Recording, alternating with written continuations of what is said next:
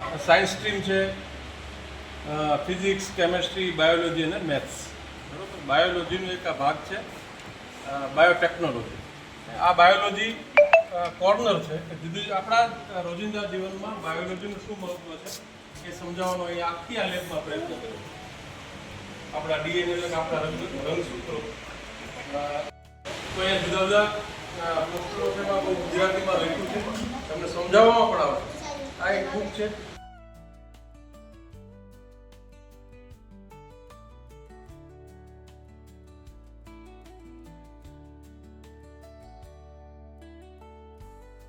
બાયોલોજીનું શું મહત્વ છે તમને ખ્યાલ હશે. આ એક જુદો જ વિભાગ છે, બાયોલોજી અને બાયોટેકનોલોજી.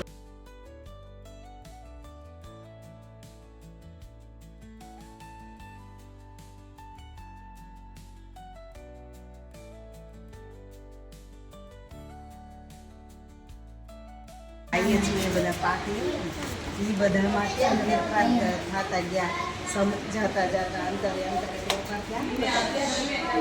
ખાદ સુરક્ષામાં શું શું કરવું પડે, પછી કેવી રીતના